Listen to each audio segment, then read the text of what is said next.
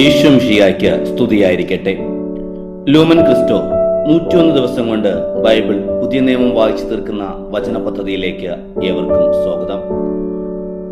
ഇന്ന് ദിവസം 29. വിശുദ്ധ ലൂക്കാ എഴുതിയ വിശുദ്ധ സുവിശേഷം 7-ാം അധ്യായവും വെളിപാടിന്റെ പുസ്തകം 5 നാം ഇന്ന് വായിക്കുന്നു. ശതാധിപന്റെ വിശ്വാസവും സ്വർഗത്തിലെ ആരാധനയുമാണ് ഇന്നത്തെ ചിന്താവിഷയം. നമുക്ക് വായനയിലേക്ക് കടക്കാം. വിശുദ്ധ ലൂക്കാ എഴുതിയ വിശുദ്ധ സുവിശേഷം അധ്യായം 7. ശതാധിപന്റെ ഭൃത്യനെ സുഖപ്പെടുത്തുന്നു. യേശു ജനം കേൾക്കെയുള്ള തന്റെ വാക്കുകളെല്ലാം പൂർത്തിയാക്കിയപ്പോൾ കഫർനാമിലേക്ക് പ്രവേശിച്ചു. ഒരു ശതാധിപന്റെ ഭൃത്യൻ രോഗം ബാധിച്ച് ആസന്നമരണനായി കിടന്നിരുന്നു. അവൻ യജമാനന് പ്രിയങ്കനായിരുന്നു. ശതാധിപൻ യേശുവിനെ പറ്റി കേട്ട് തന്റെ ഭൃത്യനെ വന്ന് സുഖപ്പെടുത്തണമെന്ന് അപേക്ഷിക്കാൻ യഹൂദ ശ്രേഷ്ഠന്മാരെ അവന്റെ അടുത്തേക്ക് അയച്ചു. അവർ യേശുവിന്റെ അടുത്ത് വന്ന് താല്പര്യപൂർവ്വം യാചിച്ചു, നീ ഇത് ചെയ്തു കൊടുക്കാൻ അവൻ അർഹനാണ്. എന്തെന്നാൽ അവൻ നമ്മുടെ ജനത്തെ സ്നേഹിക്കുന്നു. നമുക്കൊരു സിനഗോഗ് പണിയിച്ചു തരികയും ചെയ്തിട്ടുണ്ട്. യേശു അവരോടൊപ്പം പുറപ്പെട്ടു. ഭവനത്തിൽ നിന്ന് അവൻ അധികം അകലെയല്ലാതിരുന്നപ്പോൾ ആ ശതാധിപൻ തന്റെ സ്നേഹിതരയച്ച് അവനോട് പറഞ്ഞു, കർത്താവെ, അങ്ങ് ബുദ്ധിമുട്ടേണ്ട. അങ്ങ് എന്റെ വീട്ടിൽ പ്രവേശിക്കാൻ ഞാൻ യോഗ്യനല്ല. അതിനാൽ അങ്ങയുടെ അടുത്ത് നേരിട്ട് വരാൻ എനിക്ക് യോഗ്യതയില്ല എന്ന് ഞാൻ വിചാരിച്ചു. അങ്ങ് ഒരു വാക്കുച്ചരിക്കുക, എന്റെ ഭൃത്യൻ സുഖപ്പെടട്ടെ. കാരണം ഞാനും അധികാരത്തിന് കീഴ്പ്പെട്ടവനാണ്. എന്റെ കീഴിലും പടയാളികളുണ്ട്. ഞാൻ ഒരുവനോട് പറയുന്നു, പോകുക, അവൻ പോകുന്നു. വേറൊരുവനോട് വരിക, അവൻ വരുന്നു. എന്റെ ദാസനോട് ഇത് ചെയ്യുക, അവൻ ചെയ്യുന്നു. യേശു ഇത് കേട്ട് അവനെ പറ്റി വിസ്മയിച്ചു. തന്നെ അനുഗമിച്ചിരുന്ന ജനക്കൂട്ടത്തിന് നേരെ തിരിഞ്ഞ് അവൻ പറഞ്ഞു, ഞാൻ നിങ്ങളോട് പറയുന്നു, ഇസ്രായേലിൽ പോലും ഇത്ര വലിയ വിശ്വാസം ഞാൻ കണ്ടിട്ടില്ല. അയക്കപ്പെട്ടവർ തിരിച്ചു ചെന്നപ്പോൾ ആ ഭൃത്യൻ ആരോഗ്യവാനായിരിക്കുന്നത് കണ്ടു. വിധവയുടെ മകനെ പുനർജീവിപ്പിക്കുന്നു. അതിനുശേഷം അവൻ നായിൻ എന്ന പട്ടണത്തിലേക്ക് പോയി. ശിഷ്യന്മാരും വലിയൊരു ജനക്കൂട്ടം അവനെ അനുയാത്ര ചെയ്തു. അവൻ നഗര കവാടത്തിന് അടുത്തെത്തിയപ്പോൾ മരിച്ചുപോയ ഒരുവനെ ചിലർ എടുത്തു കൊണ്ടുവരുന്നത് കണ്ടു. അവൻ അമ്മയുടെ ഏകപുത്രനായിരുന്നു. അവൾ വിധവയും. പട്ടണത്തിൽ നിന്ന് വലിയൊരു ജനക്കൂട്ടവും അവളോടൊപ്പം ഉണ്ടായിരുന്നു. അവളെ കണ്ട് അനുകമ്പ തോന്നി കർത്താവ് അവളോട് പറഞ്ഞു, കരയണ്ട. അവൻ മുന്നോട്ട് വന്ന് ശവമഞ്ചത്തിന്മേൽ തൊട്ടു. അത് വഹിച്ചിരുന്നവർ നിന്നു.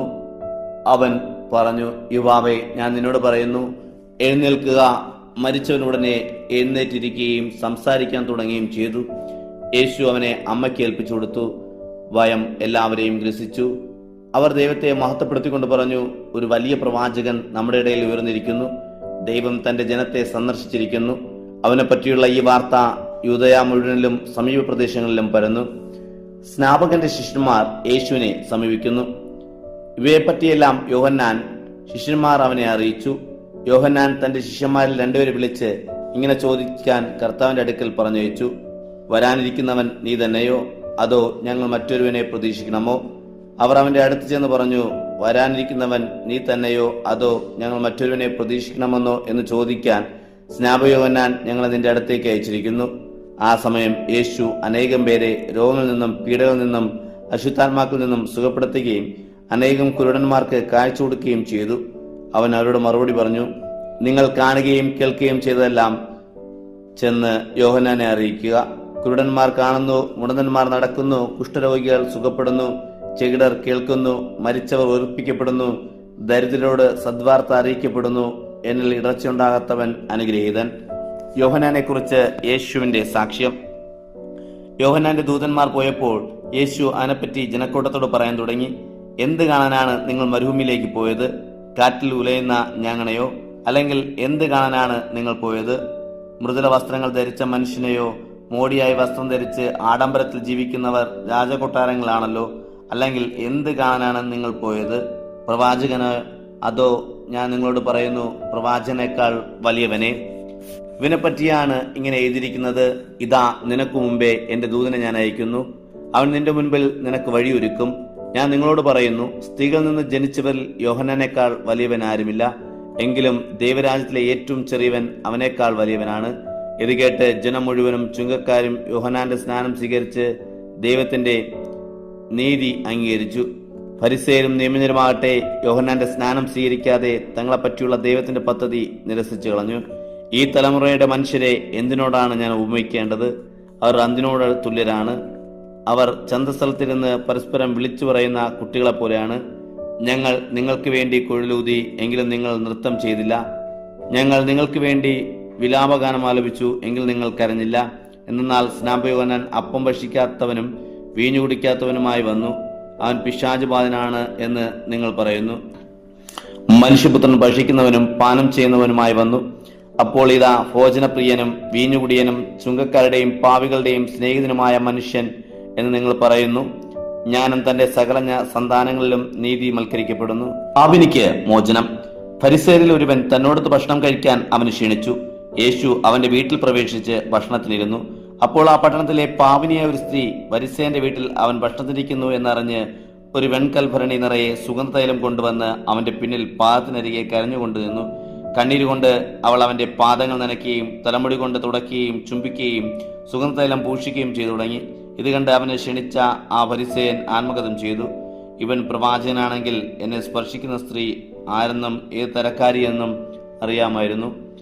എന്തെന്നാൽ ഇവളൊരു പാപിനിയാണല്ലോ. യേശു അവനോട് പറഞ്ഞു, ശിമയോനെ, എനിക്ക് നിന്നോടൊരു കാര്യം പറയാനുണ്ട്, ഗുരു അരുളി ചെയ്താലും എന്ന് അവൻ പറഞ്ഞു. ഒരു ഉത്തമന് 2 കടക്കാരുണ്ടായിരുന്നു. ഒരുവൻ 500 ദിനാറ കടപ്പെട്ടിരുന്നു, മറ്റവൻ 50. വീട്ടാൻ വകയില്ലാത്തത് കൊണ്ട് ഇരുവർക്കും അവനുള്ള ചുടത്തു. അങ്ങനെയെങ്കിൽ അവരിൽ ആര് അവനെ കൂടുതൽ സ്നേഹിക്കും? ശിമയോൻ മറുപടി പറഞ്ഞു, ആർക്ക് അവൻ കൂടുതൽ ഇളവ് ചെയ്തതോ അവനെന്ന് ഞാൻ വിചാരിക്കുന്നു. അവൻ പറഞ്ഞു, നീ ശരിയായി തന്നെ വിധിച്ചു. അനന്തരം യേശു ആ സ്ത്രീയുടെ നേരെ തിരിഞ്ഞ് ശിമയോനോടും പറഞ്ഞു, നീ ഈ സ്ത്രീയെ കാണുന്നല്ലോ. ഞാൻ നിന്റെ വീട്ടിൽ വന്നു, കാല് കഴുകാൻ നീ എനിക്ക് വെള്ളം തന്നില്ല. എന്നാൽ ഇവൾ കണ്ണീരുകൊണ്ട് എൻ്റെ കാൽ നനയ്ക്കുകയും തലമുടി കൊണ്ട് തുടയ്ക്കുകയും ചെയ്തു. നീ എനിക്ക് ചുംബനം തന്നില്ല. എന്നാൽ ഞാനിവിടെ പ്രവേശിച്ചത് മുതൽ എൻ്റെ പാദങ്ങൾ ചുംബിക്കുന്നതിൽ നിന്ന് ഇവൾ വിരമിച്ചിട്ടില്ല. നീ എൻ്റെ തലയിൽ തൈലം പൂശിയില്ല, ഇവളോ എൻ്റെ പാദങ്ങളിൽ സുഗന്ധതൈലം പൂശിയിരിക്കുന്നു. അതിനാൽ ഞാൻ നിന്നോട് പറയുന്നു, ഇവളുടെ നിരവധിയായ പാവങ്ങൾ ക്ഷമിക്കപ്പെട്ടിരിക്കുന്നു. എന്തെന്നാൽ ഇവൾ അധികം സ്നേഹിച്ചു. ആരോട് അല്പം ക്ഷമിക്കപ്പെട്ടിരിക്കുന്നുവോ അയാൾ അല്പം സ്നേഹിക്കുന്നു. അവർ അവളോട് പറഞ്ഞു, നിന്റെ പാവങ്ങൾ ക്ഷമിക്കപ്പെട്ടിരിക്കുന്നു. അവനോടുകൂടെ പന്തിയിൽ ഇരുന്നവർ പരസ്പരം പറയാൻ തുടങ്ങി, പാപങ്ങൾ ക്ഷമിക്കുക പോലും ചെയ്യുന്ന ഇവൻ ആരാണ്? അവൻ അവളോട് പറഞ്ഞു, നിന്റെ വിശ്വാസം നിന്നെ രക്ഷിച്ചിരിക്കുന്നു, സമാധാനത്തിൽ പോവുക. വെളിപാടിന്റെ പുസ്തകം അധ്യായം 5. മുദ്രിത ഗ്രന്ഥവും കുഞ്ഞാടും. സിംഹാസനത്തിന്റെ വലങ്കയിൽ അകത്തും പുറത്തും എഴുതപ്പെട്ടതും 7 മുദ്രകളാൽ മുദ്രിതവുമായ ഒരു ചുരുൾ ഞാൻ കണ്ടു. ശക്തനായ ഒരു ദൂതനെയും ഞാൻ കണ്ടു. അവൻ ഉച്ചസ്വരത്തിൽ ഉദ്ഘോഷിക്കുന്നു, ഈ ചുരുൾ നിവർത്താനും ഇതിന്റെ മുദ്രകൾ പൊട്ടിക്കാനും യോഗ്യനാര്? എന്നാൽ സ്വർഗത്തിലോ ഭൂമിയിലോ ഭൂമിക്കടിയിലോ ഉള്ള ആർക്കും ഈ ചുരുൾ നിവർത്താനോ അതിലേക്ക് നോക്കാനോ കഴിഞ്ഞില്ല. ചുരുൾ നിവർത്താനോ അതിലേക്ക് നോക്കാനോ യോഗ്യനായി ആരെയും കണ്ടെത്താത്തതിനാൽ ഞാൻ ഏറെ കരഞ്ഞു. അപ്പോൾ ശ്രേഷ്ഠന്മാരിൽ ഒരാൾ എന്നോട് പറഞ്ഞു, കരയേണ്ട, ഇതാ യൂദാവംശത്തിനുള്ള സിംഹവും ദാവീദിന്റെ വേരും ആയവൻ വിജയിച്ചിരിക്കുന്നു. അവന് ചുരുളും അതിന്റെ എഴുത്തുമുദ്രകളും തുറക്കാൻ കഴിയും. അപ്പോൾ സിംഹാസനത്തിന്റെ 4 ജീവികളുടെയും നടുവിൽ, ശ്രേഷ്ഠന്മാരുടെ നടുവിൽ കൊല്ലപ്പെട്ട പോലെ നിൽക്കുന്ന ഒരു കുഞ്ഞാടിനെ ഞാൻ കണ്ടു. അവന് 7 കൊമ്പും 7 കണ്ണുമുണ്ട്. ഈ കണ്ണുകൾ ലോകമെമ്പാടും അയക്കപ്പെട്ട ദൈവത്തിന്റെ 7 ആത്മാക്കളാണ്. അവൻ ചെന്ന് സിംഹാസനത്തിന്റെ വലങ്കയിൽ നിന്ന് ചുരുളെടുത്തു. അവൻ ചുരുളെടുത്തപ്പോൾ 4 ജീവികളും 24 ശ്രേഷ്ഠന്മാരും കുഞ്ഞാടിന്റെ മുമ്പിൽ സാഷ്ടാംഗം പ്രണമിച്ചു. ഓരോരുത്തരും കിന്നരവും വിശുദ്ധരുടെ പ്രാർത്ഥനകളുമാകുന്ന പരിമളദ്രവ്യവും നിറഞ്ഞ സ്വർണ്ണകലശങ്ങളും വഹിച്ചിരുന്നു. അവർ ഒരു നവ്യഗാനം ആലപിച്ചു, ചുരുളെടുക്കാനും അതിന്റെ മുദ്രകൾ തുറക്കാനും നീ യോഗ്യനാണ്. എന്തെന്നാൽ നീ വധിക്കപ്പെടുകയും നിന്റെ രക്തം കൊണ്ട് ഓരോ ഗോത്രത്തിലും ഭാഷയിലും ജനത്തിലും ജനതയിലും നിന്നുള്ളവരെ ദൈവത്തിനു വേണ്ടി വിലയ്ക്ക് വാങ്ങുകയും ചെയ്തു. നീ അവരെ നമ്മുടെ ദൈവത്തിന് രാജ്യവും പുരോഹിതന്മാരുമാക്കി അവർ ഭൂമിയിൽ ഭരണം നടത്തും. പിന്നെ ഞാൻ നോക്കി, സിംഹാസനത്തിന്റെയും ജീവികളുടെയും ശ്രേഷ്ഠന്മാരുടെയും ചുറ്റും അനേകം ദൂതന്മാരുടെ സ്വരം ഞാൻ കേട്ടു. അവരുടെ എണ്ണം 10,000-ങ്ങളുടെ 10,000-ങ്ങളും 1000-ങ്ങളുടെ 1000-ങ്ങളുമായിരുന്നു. ഉച്ചസ്വരത്തിൽ അവർ പറഞ്ഞു, കൊല്ലപ്പെട്ട കുഞ്ഞാട് ശക്തിയും ധനവും ജ്ഞാനവും ബലവും ബഹുമാനവും മഹത്വവും സ്തുതിയും സ്വീകരിക്കാൻ യോഗ്യനാണ്. ഓരോ സൃഷ്ടിയും സ്വർഗത്തിലും ഭൂമിയിലും ഭൂമിക്കടിയിലും സമുദ്രത്തിലും ഉള്ളവയെല്ലാം പറയുന്നത് ഞാൻ കേട്ടു. സിംഹാസനത്തിനും കുഞ്ഞാടിനും എന്നും എന്നേക്കും സ്തുതിയും ബഹുമാനവും മഹത്വവും ശക്തിയും. 4 ജീവികളും പ്രതിവചിച്ചു, ആമേൻ. ശ്രേഷ്ഠന്മാർ സാഷ്ടാംഗം വീണ് ആരാധിച്ചു.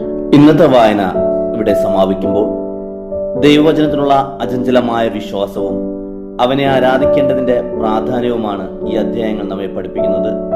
വചനം നമ്മുടെ ജീവിതത്തിന് വെളിച്ചമാകട്ടെ. ദൈവത്തിന് മഹത്വം.